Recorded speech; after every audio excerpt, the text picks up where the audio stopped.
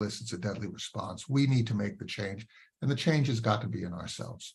So we're going to go to a much, much lighter and more enjoyable topic now. We'll get the show on the road, and let's have some fun. Welcome to the Nonprofit Report, your update on nonprofit organizations, issues, and leaders.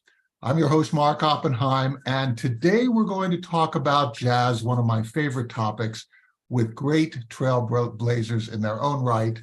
Tim Jackson, Artistic Director of Monterey Jazz Festival; Susan Muscarella, President of California Jazz Conservatory; and Randall Kline, Founder and Executive Artistic Director of SFJAZZ. And a reminder, Zoom attendees, that we would take 3 snap polls during the show and we'll announce results. And your questions submitted through the Q&A function at the bottom of your screen will be included in our discussion. So thank you all for joining, and you'll have to unmute yourselves in order to participate. I think you're all muted a bit, which is not standard. We cannot have jazz presenters and educators muted at all. We really appreciate you being there, and I'm going to set this up. And we're going to go to you, Tim. Jazz was created by African-American musicians fostered in New Orleans. Jazz drove the music and fashion scene in American urban centers of the 20s and 30s, found its way to Europe in the 30s and 40s, and continues to influence musical styles. Jazz, and this is one of the things that I really find so amazing, it honors and challenges its traditions. It breaks things. Jazz is about in-the-moment performance. So I'll never get a better chance to ask this question. What makes jazz jazz? And if that thing is missing, it's not a jazz performance. I know that you each have had that period where you're listening to a performance and you're thinking, no. Tim, what makes jazz jazz? Well, I first think of that, that old line of, I know it when I hear it. But I think deeper than that, for me, I think first of pulse in the music, and a forward energy. And I say pulse instead of swing because to me, jazz is more than just quarter notes on a ride cymbal. It doesn't. That can be jazz, but it isn't always jazz. So I think more in terms of pulse, which creates forward momentum. That's a key marker for me. I think beyond that, there has to be improvisation. There has to be communication and the ability to cross-communicate between the artists on the bandstand. And then I guess thirdly for me, a certain emotional reaction. To me, all great jazz or any jazz has some kind of emotional content to it that I think as you started out the conversation, Mark, you said something about jazz speaks to your heart. And I think that's probably true for all of us. So I think that's a big part of the music. So those are kind of 3 things that really jump out at me.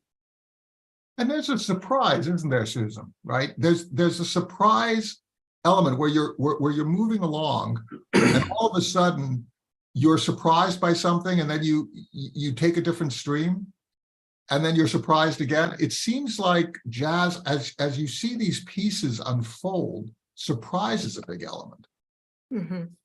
Well, I think that one of the most important elements for me in this style of music is the element of improvisation. And improvisation could be thought of as spontaneous composition. I like to think of it as indeterminate, and that, just as you described, Mark, that you're never really sure from one moment to the next what will happen.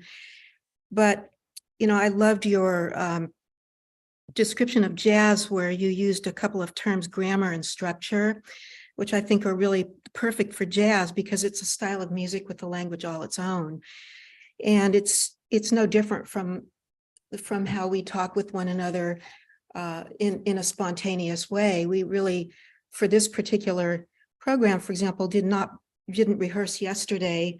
The four of us did not rehearse yesterday what we were planning on saying, but yet we're able to improvise and communicate through words. But with jazz, of course, we've got rhythm, melody, and harmony, to deal with. And most of us, of course, all of us really have had more experience with communicating with words than notes. But when you think about music in general, what is the one style of music that has the requisite of improvisation?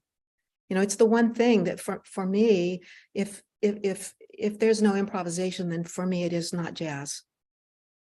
So Randall, what's your answer? What is the thing? What is the thing that got you into jazz? Yeah, it's a very hard thing to pinpoint. I mean, you talked about surprise. There's, this famous quote by, one of the greatest of jazz writers, Whitney Balliet, calls, jazz is the sound of surprise.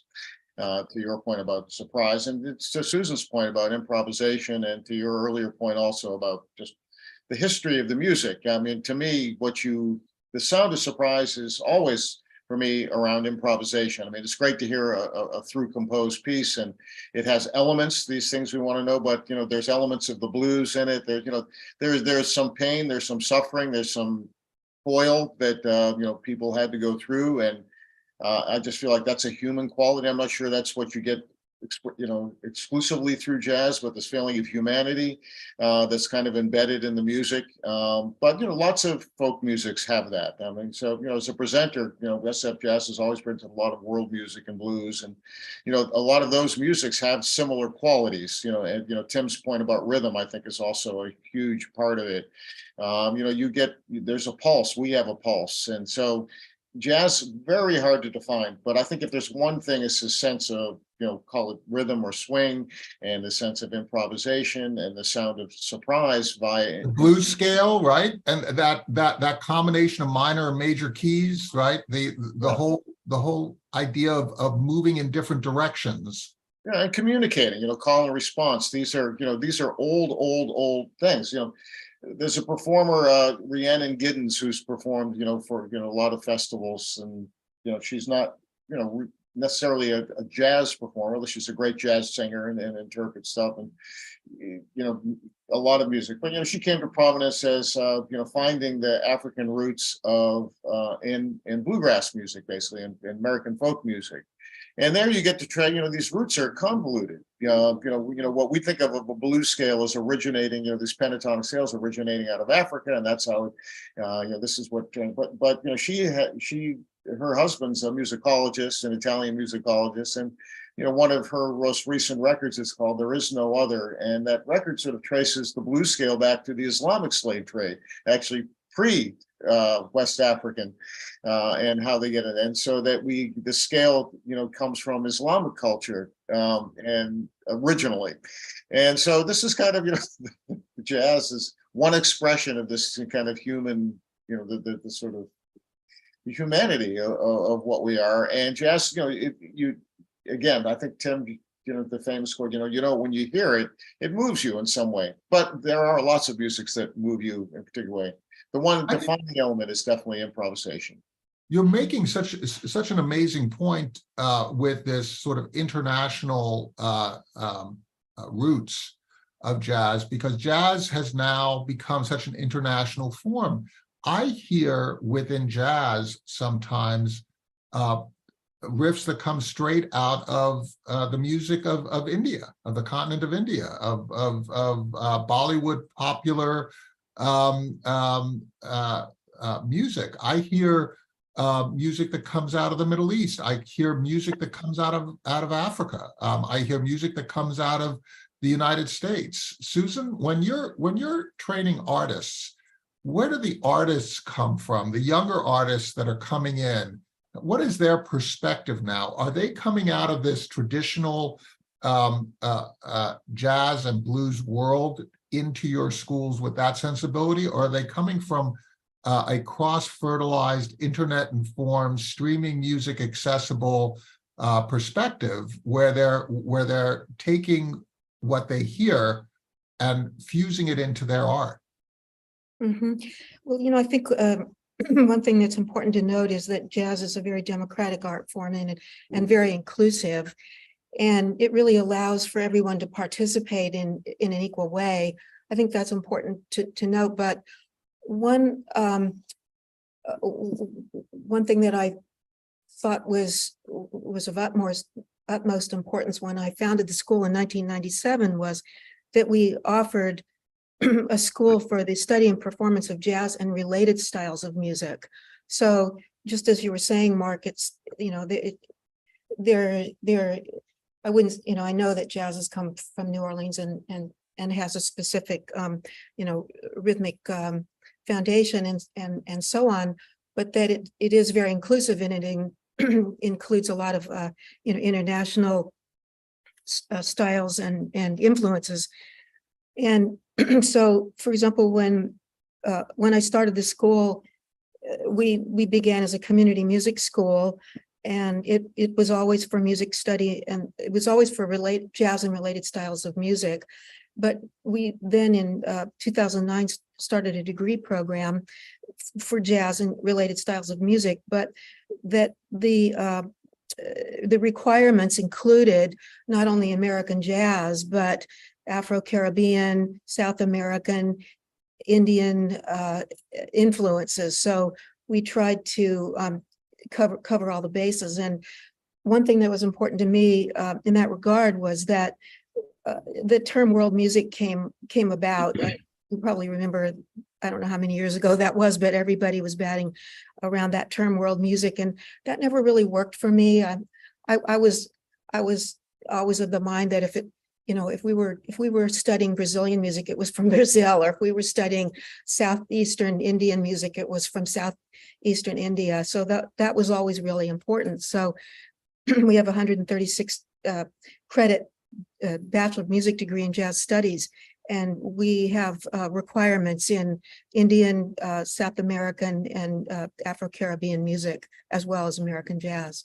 And Tim, as you're programming, how do you deal with this issue? One of the things that strikes me in the history of jazz, if you look at somebody like Ellington's jazz was informed by European orchestral forms, and there was a tremendous exploration of forms that his parents had been exposed to and that came out of New Orleans, but also an exploration of the music that he encountered in places like New York City. And he deepened and broadened this. So there was a kind of a dialogue and a juxtaposition between he and the Hot Fives, Hot Sevens that came out of New Orleans with Armstrong, but it was different. How do you today take what is going on in the world and present that on your stage in a way that ensures that through line of jazz remains part of the identity of Monterey Jazz Festival?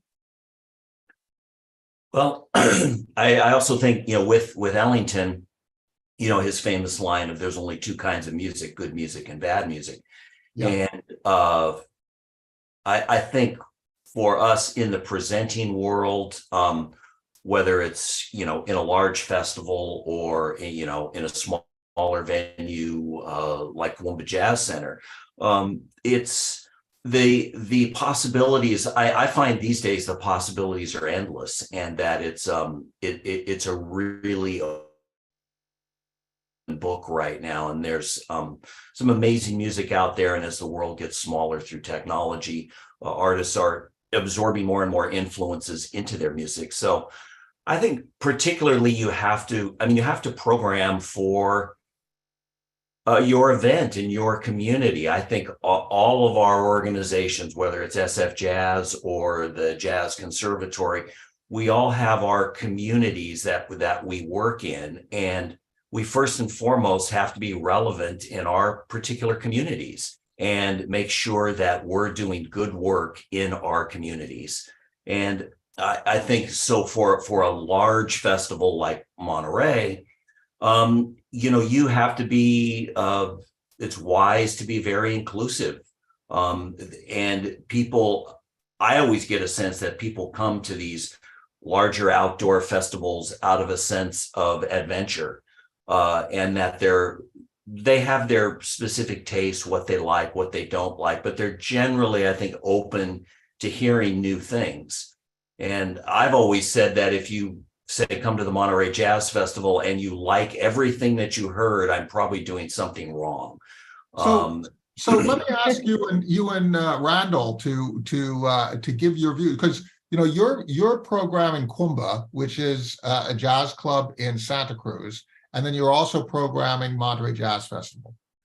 Randall has sort of an urban center kind of a performing arts center that is dedicated to jazz and associated arts. So Tim, starting with you, and then Randall, when you look out at that audience and you're envisioning that for either the 3-day festival or for Kumba, and Randall, as you're looking out, I'd like to hear how you think about the program, because some people, I love artists who I know, right? But I also love to be surprised.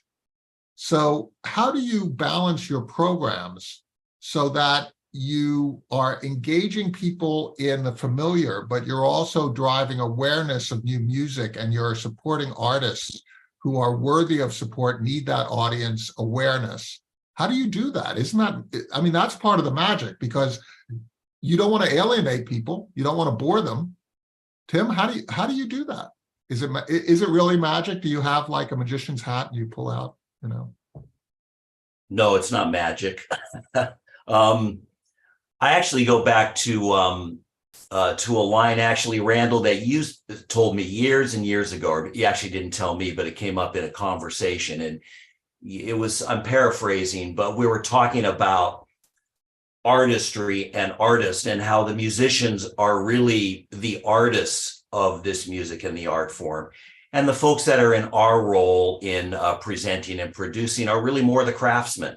Where we've learned certain skills, we've done a lot of study, a lot of work over the years to and taken very seriously what we do, and that does give us, I think, certain skill sets to help try and program. And it's also about the relationships that we've built with artists over the years.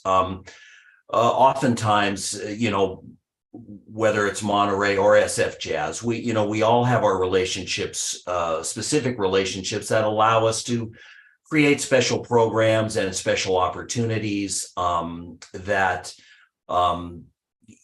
can, I won't use the word unique, but give us some special opportunities to present artists in certain ways. But Mark, you kind of answered the question. You said it's all about balance. People do want to come see artists that they know and love, but they're also, if they're into jazz, they are going to be into that sound of surprise, and they want to hear something new. Randall, I just recently saw a performance by Kevin Moore, Kev Mo, at SFJAZZ. And one of the things that first of all, the ultimate pro. And he's such an amazing artist, but he also educated me from the stage. From the stage, I was a little kid listening to a storyteller, and I learned. Is that what you're doing in part by what you present? Yes, it's a complex system, basically. How it all works. Tim is kind of getting at the sort of the crux of it. In essence, we're curators, and as curators, there's a great quote from a guy named Gary Stewart, who was very instrumental in the beginning of programming at Apple Music, and was the sort of driving force between Rhino Records re-releases. And his quote goes something like, curation is not about what you like. And he tries to put yourself in the position of what, Mark, you like, sitting in the Kevmo audience. And you're going to find this, balance. Again, it's Tim's point. It's not just a balance between the different kinds of things you're doing, but it's the balance about how you can find inroads, what's popular, what's considered popular, but what's considered interesting. And so everyone has to develop a point of view about this, of some kind, a distinctive point of view that, and this system, relies heavily on the artists. Obviously, they're the most important part of it and what they offer, but audiences and developing audiences over long term.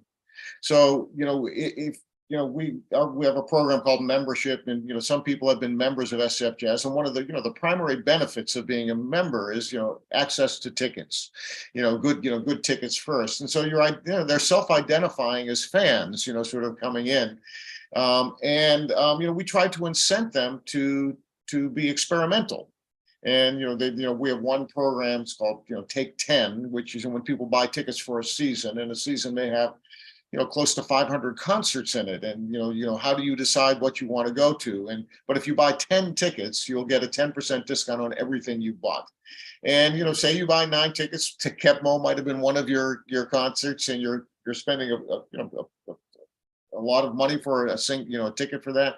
And you've committed to 9 things you love, and you're done. And then you start looking, if I take the show, we have 2 performance spaces. One is called the Joe Henderson Lab, which is a 100-seat room versus the 700-seat room we have.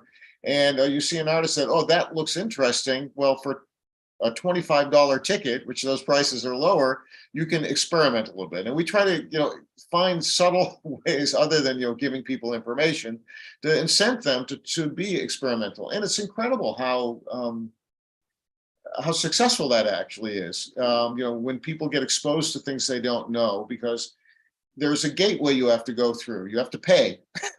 And if you're going to pay, you want to make sure you're getting a value. So this is part of the system. You've got to not only keep in mind, artistic integrity and what people like, but, how you develop an audience. And so over, 40 years or, 30 plus years of a membership program, the audience is a little, that more than anything is, provide our point of view. The audience, I hear it a lot from performers, your audiences are different. In other words, we've helped cultivate a particular point of view in our audience, over years. And, that's a long-term thing here. So, you're getting to things, and back to, what jazz is and different influences, it's that's part of what we're trying to define. It's open. Jazz happens to be a word, like lots of things, that's convenient, that you have to categorize something. And, we have a definition, sorry to go, but it's all tied together, and I'm rambling a bit here. But, we present, jazz is at the core of what we present, but we also present music that jazz has influenced, which means a lot of contemporary forms, particularly in classical music, and music that jazz has been influenced by. So that's when you go back to the roots of things. And there's some amazing sort of. You're creating an educational experience for the audience from the stage, right? Ideally, yes. An enjoyable educational Ideally, nobody experience. knows that's happening.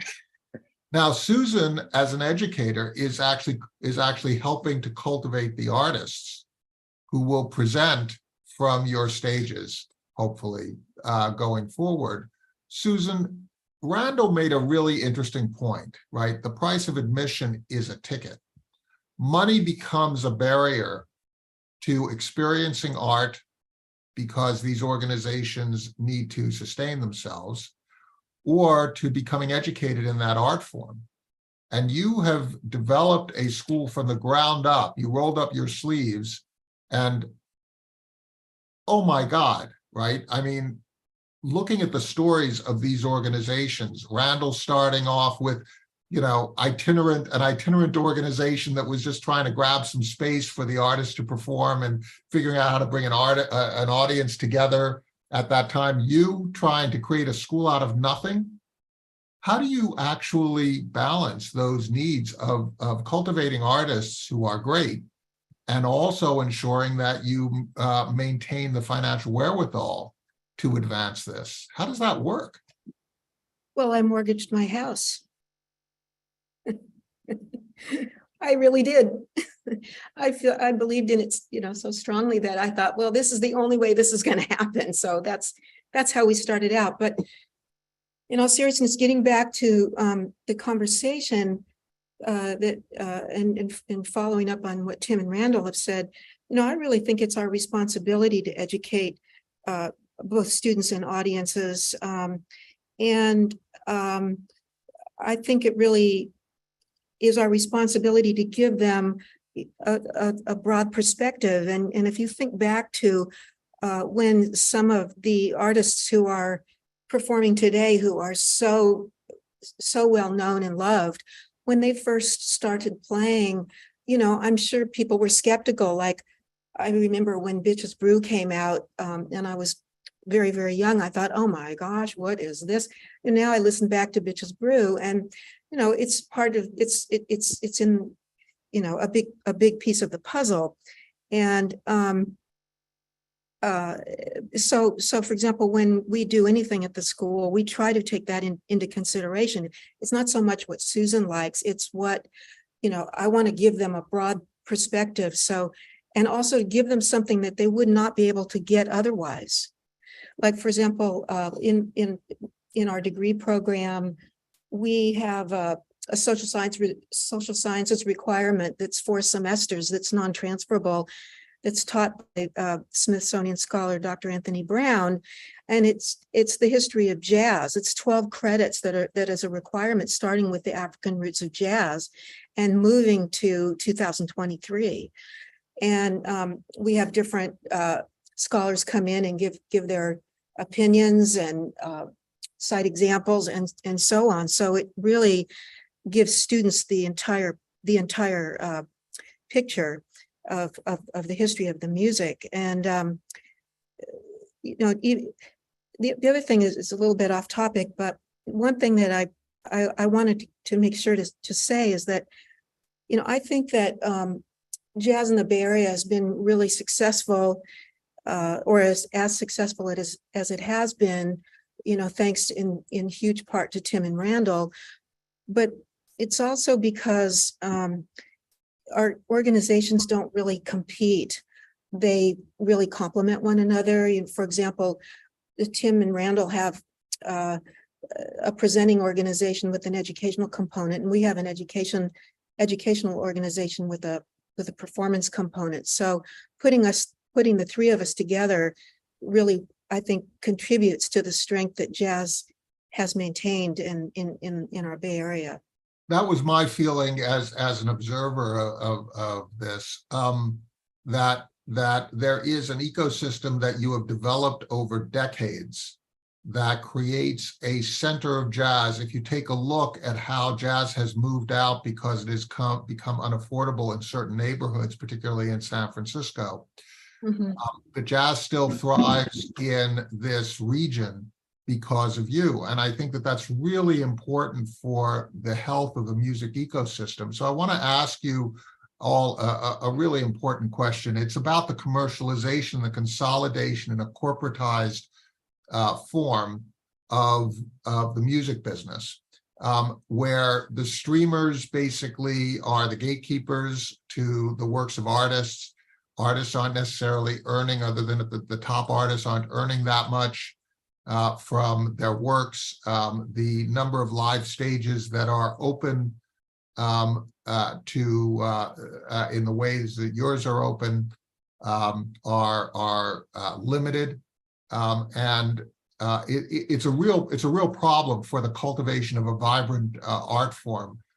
What do you all think? And I'll start with you, Tim, go to Susan, and then give a round of the last word. What do you all think in terms of how to best cultivate this musical form, the audiences, create these experiences, these enjoyable events in a way that continues to benefit the artists who are delivering to us these types of experiences? Tim, do you believe that we have a threat of the corporatization of music, or do you think that it's just part and parcel of the ecosystem that always exists and there's always going to be a dialogue and it's just will find its own balance?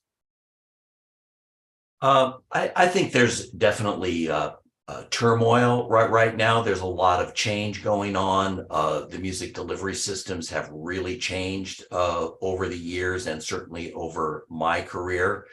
I worry that it becomes harder for artists to make a living, particularly with their recorded music. And I think that puts additional responsibility on the presenters and producers, particularly for folks like Randall and myself, that we play such an important role in the financial ecosystem, I think, for jazz musicians now, because I think for a lot of musicians, touring and performing is a major source of income. So I think that it fuels my fire in the sense that I feel that responsibility for the organizations that I'm involved with and for the field in general, and that it's really important that we have strength and can develop and nurture the performing spaces that we have. Susan, what do you think about this question of developing artists and finding a way to remove financial barriers to artists who have the talent but perhaps don't have the money? How do you feel about that? Well, we make every effort to contribute, to their being able to do their work, become artists. Our tagline is in a musician and out an artist. For example, we have one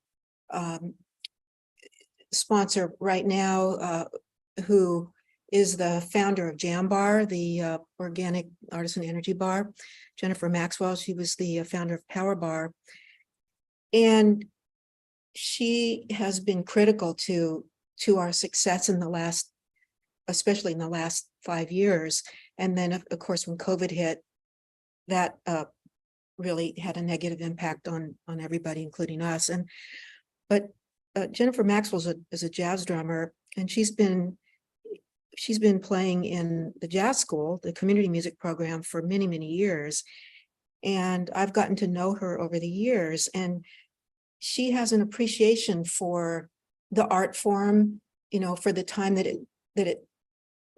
is invested in becoming an artist, for featuring artists of note. For example, we have now a series that that it's titled Jam Bar Presents, and she's enabled us to present big names like Joe Lovano. This coming weekend, we have Mike Stern. We've had access to these artists thanks to her, and what we're able to do is to give our students and our audiences an experience that we would otherwise not be able to give them, given the size of our venue. For example, we're not a Monterey Jazz Festival or an SFJAZZ, and that was actually by design. I was interested in a 100-seat 1940s intimate jazz club. So, but that's very prohibitive. I mean, how could we pay? We couldn't really afford a Joe Lovano or a Mike Stern or we had Dave Liebman a couple weeks ago, and so on. So you've probably seen the ads for that concert series. So what I feel proud of is that she's enabled us to bring something to the Bay Area, at least to our own students and our own audiences, that we would not otherwise be able to do. And I'm very grateful to her for that. Well, and you get the world that you invest in, right? The return on investment, what you're saying is the return on investment here is jazz. It's great music. Randall, I remember when I worked for you, doing that search for your development head. You and I sat in your office. You don't remember this conversation, I'm sure. And we were talking about how you approach a donor who does not play an instrument and may only go to concerts and performances rarely, and you talked about the fact that that investment is going to get that person something that their other investments will not. And that will be music, right? That will be jazz. Mhm, And that's what Susan's talking about. mhm. How do you cultivate that future in a way? Because we're buying our future. If we don't buy music, we won't have music.